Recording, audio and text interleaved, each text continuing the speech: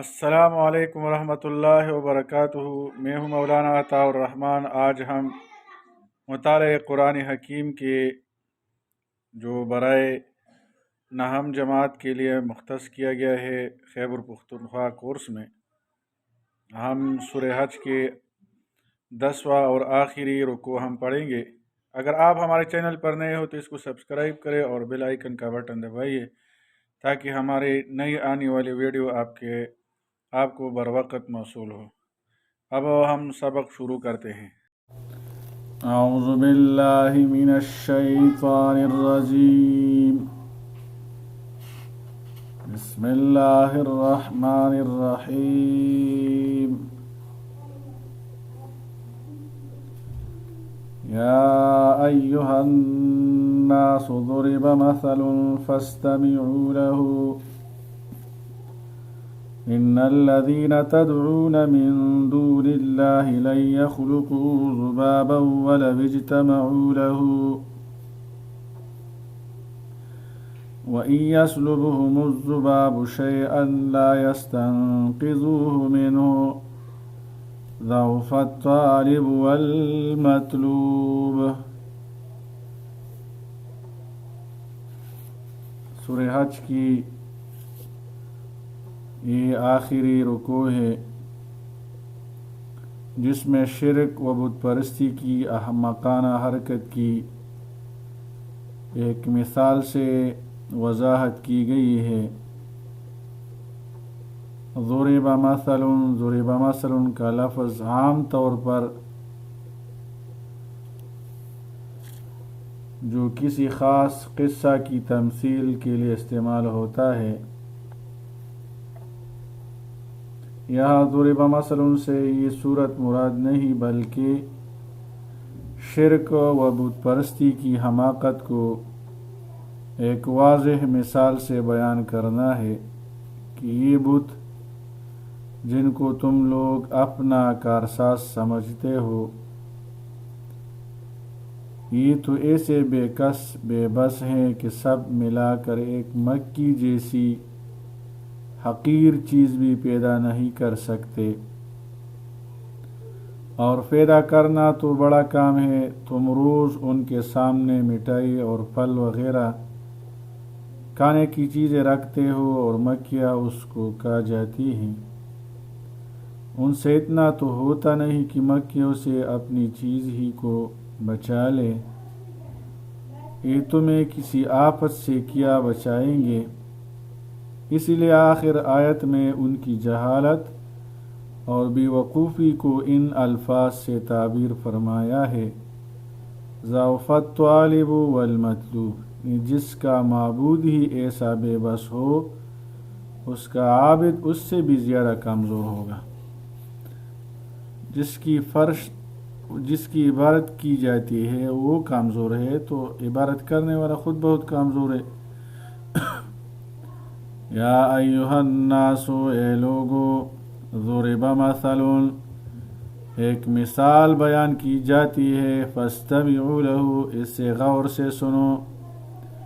ان الذین، بے شک، تدعون من دون اللہ، جنہیں تم اللہ کے سوا پوجتے ہو، تدعون پوجتے ہو، من دون اللہ، اللہ کے سوا، لن یخلقوا ذبابا، وہ ہرگز ایک مکھی بھی پیدا نہیں کر سکتے، ذبابا مکھی، ولو اجتمعوا لہ، اگرچہ اس کے لیے سب جمع ہو جائے، تمام معبود جو تم اللہ کے سوا پکارتے ہو وہ سب کے سب جمع ہو جائے، وہ ایک مکھی بھی پیدا نہیں کر سکتے۔ وَإِن يَسْلُبْهُمُ الذُّبَابُ شَيْئًا، اور اگر وہ مکھی ان سے کچھ چھین لے، لا يستنقذوه منه، تو اس چیز کو اس مکھی سے چھڑا بھی نہیں سکتے، لا يستنقذوه، چھڑا نہیں سکتے۔ ضعف الطالب والمطلوب، کتنا کمزور ہے طالب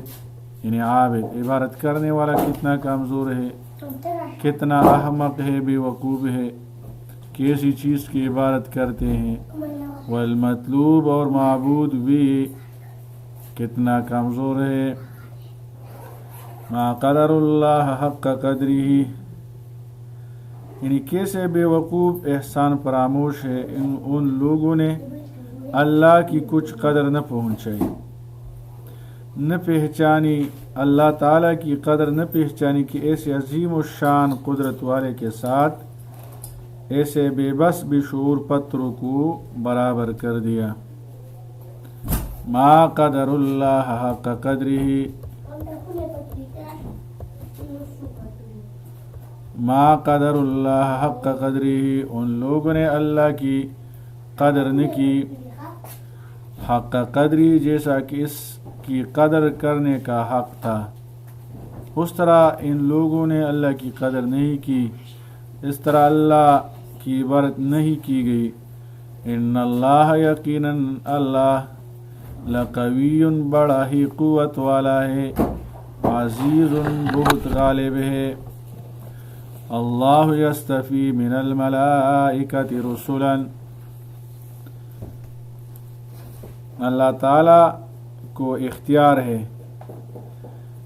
جس کو چاہے رسالت دیتا ہے، اور اس رسالت کے لیے منتخب کرتے ہیں فرشتوں کو یا انسانوں کو۔ جو فرشتے اس کے لیے منتخب کی گئی ہیں وہ مقررہ احکام انبیاء علیہ السلام تک پہنچا دیتے ہیں۔ اللہ یستفی، اللہ یستفی، اللہ یستفی چن لیتا ہے، من الملائکۃ فرشتوں میں سے، رسلاً پیغام پہنچانے والے، ومن الناس اور لوگوں میں سے بھی اللہ تعالیٰ بعض آدمیوں کو، بعض انسانوں کو اللہ نبوت کے لیے چن لیتا ہے، جس کو چاہے عام ناس کے لیے، عام لوگوں کے لیے احکام پہنچانے والے مقرر کر دے۔ یعنی رسالت کا مدار استفائی خداوندی پر ہے، اس میں کچھ ملکیت یعنی فرشتہ ہونے کی خصوصیت نہیں، بلکہ جس طرح ملکیت کے ساتھ رسالت جمع ہو سکتی ہے، جس کو مشرکین بھی مانتے ہیں، چنانچہ فرشتوں کے رسول ہونے کی وہ خود تجویز کرتے تھے، اسی طرح بشریت کے ساتھ بھی وہ جمع ہو سکتی ہے۔ رہا یہ کہ استفاع کسی ایک خاص کے ساتھ کیوں واقع ہوا، ایک خاص آدمی کو کیوں پیغمبر بنایا گیا، تو ظاہری سبب تو اس کا خصوصیت احوال ان رسول کے ہیں۔ اللہ تعالیٰ نے ان کو منتخب فرمایا، ان اللہ، بے شک اللہ، سمیع، خوب سننے والا، بصیر، خوب دیکھنے والا ہے، یعلم ما بین ایدیہم، وہ جانتا ہے جو کچھ ان کے سامنے ہے، ایدی ان کے سامنے ہے، وما خلفہم، اور جو کچھ ان کے پیچھے ہیں، وإلی اللہ، اور اللہ کی طرف ترجع الامور، سب کام لوٹائے جاتے ہیں۔ یا ایہا الذین آمنوا ارکعوا، اے لوگو جو ایمان لائے ہو، رکوع کرو، واسجدوا، اور سجدہ کرو، واعبدوا ربکم، اپنے رب کی عبادت کرو۔ سورہ حج میں ایک آیت تو پہلے گزر چکی ہے جس پر سجدہ تلاوت کرنا بالاتفاق واجب ہے۔ اس آیت پر جو یہاں مذکور سجدہ تلاوت کے وجوب میں ائمہ کا اختلاف ہے۔ امام ابو حنیفہ رحمہ اللہ، امام مالک، سفیان ثوری رحمہ اللہ کے نزدیک اس آیت پر سجدہ تلاوت واجب نہیں، کیونکہ اس میں سجدہ کا ذکر رکوع وغیرہ کے ساتھ آیا ہے، جس سے نماز کا سجدہ مراد ہونا ظاہر ہے۔ جیسے آیت میں ہے وَاسْجُدِوا وَارْكَعِي مَعَ الرَّاكِعِينَ، میں سب کا اتفاق ہے کہ سجدہ نماز مراد ہے، اس کی تلاوت کرنے سے سجدہ تلاوت واجب نہیں ہوتا۔ اسی طرح آیت مذکورہ پر بھی سجدہ تلاوت واجب نہیں۔ امام شافعی، احمد ابن حنبل رحمہ اللہ وغیرہ کے نزدیک اس آیت پر بھی سجدہ تلاوت واجب ہے۔ ان کی دلیل ایک حدیث ہے جس میں ارشاد ہے کہ سورہ حج کو دوسری صورتوں پر یہ فضیلت حاصل ہے کہ اس میں 2 سجدہ تلاوت ہے۔ امام ابو حنیفہ رحمہ اللہ کے نزدیک اس روایت کے ثبوت میں کلام ہے، اور اس کی تفصیل کتب فقہ میں مذکور ہے۔ یا ایھا الذین آمنوا، اے لوگو جو ایمان لائے ہو، آمنوا رکعوا، رکوع کرو، واسجدوا اور سجدہ کرو، واعبدوا ربکم، اپنے رب کی عبادت کرو، وافعلوا الخیر اور خیر کے کام کرو، لعلکم تفلحون تاکہ تم کامیاب ہو جاؤ، وجاہدوا فی اللہ حق جہادہ، لفظ جہاد اور مجاہدہ کسی مقصد کی تحصیل میں اپنی پوری طاقت خرچ کرنے اور اس کے لیے مشقت برداشت کرنے کے معنی میں آتا ہے۔ کفار کے ساتھ قتال میں بھی مسلمان اپنے قول فعل اور ہر طرح کی امکانی طاقت خرچ کرتے ہیں، اس لیے اس کو بھی جہاد کہا جاتا ہے۔ حق جہادی سے مراد اس میں پورا اخلاص اللہ کے لیے ہونا ہے، جس میں کسی دنیاوی نام و نمود یا مال غنیمت کی طمع کا شائبہ نہ ہو، شک شبہ نہ ہو۔ حضرت عبداللہ ابن عباس نے فرمایا کہ حق جہادی یہ ہے کہ جہاد میں اپنی پوری طاقت خرچ کرے اور کسی ملامت کرنے والے کی ملامت پر کان نہ لگائے۔ اور بعض مفسرین نے اس جگہ جہاد کے معنی عام عبارات اور احکام الہیہ کی تعمیل میں اپنی پوری طاقت پورے اخلاص کے ساتھ خرچ کرنے کے لیے ہیں۔ اعملوا اللہ حق عملہ وعبدوا حق عبادتہ، جیسے ضحاک و مقاتل نے اس کا بیان کیا ہے، اس کی تفسیر کیا ہوا ہے، یعنی اللہ کی عبادت، اللہ کی خوشنودی کے لیے جو کام بھی کیا جائے اور اس میں پوری طاقت خرچ کرے، اس کو ہے وجاہدوا فی اللہ حق جہادہ، یعنی عمل کرو اللہ کے لیے جیسا کہ اس کا حق ہے، اور عبادت کرو اللہ کی جیسا کہ اس کا حق ہے۔ اسی طرح عبداللہ ابن مبارک رحمہ اللہ سے بھی یہ روایت ہے کہ اپنے نفس اور اس کی بے جا خواہشات کے مقابلے میں جہاد کرنا، یہی حق جہادی ہی ہے۔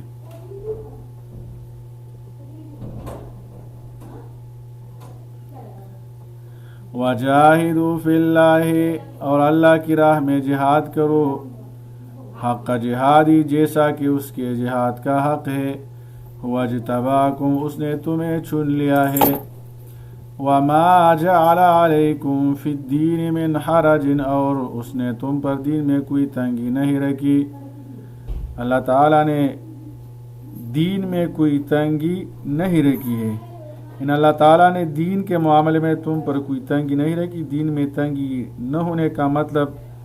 بعض حضرات یہ بیان فرمایا کہ اس دین میں ایسا کوئی گناہ نہیں ہے جو توبہ سے معاف نہ ہو سکے، ایسا عمل نہیں ہے جو انسان کی وسعت اور طاقت سے باہر ہو اور وہ ناممکن ہو، ایسا حکم نہیں ہے کہ وہ ناممکن ہو، اس کرنے میں ناممکن ہو، اور عذاب آخرت سے اخلاصی کی کوئی صورت نہ نکلے، اس سے یہ مراد ہے۔ ملت ابیکم، تمہارے والد ابراہیم علیہ السلام کا طریقہ ہے، وسماکم المسلمین، اس اللہ نے تمہارا نام مسلمان رکھا، اور ایسی تنگی بھی نہیں رکھی جیسے بنی اسرائیل پر جو احکامات مشکل احکامات پرست تھے، ان احکامات کو بھی اس امت پر مقرر نہیں فرمائے ہیں۔ اس جو دوسرے آیت میں ہے قرآن میں ذکر اصرار اور اغلال سے تعبیر کیا گیا ہے، اس امت پر ایسے احکامات بھی نہیں ہیں جو انسان کی وسعت اور طاقت سے باہر ہو۔ تفسیر مظہری میں قاضی ثناء اللہ رحمہ اللہ نے ذکر کیا ہے، دین میں تنگی نہ ہونے کا یہ مطلب بھی ہو سکتا ہے کہ اللہ تعالیٰ نے اس امت کو ساری امتوں میں سے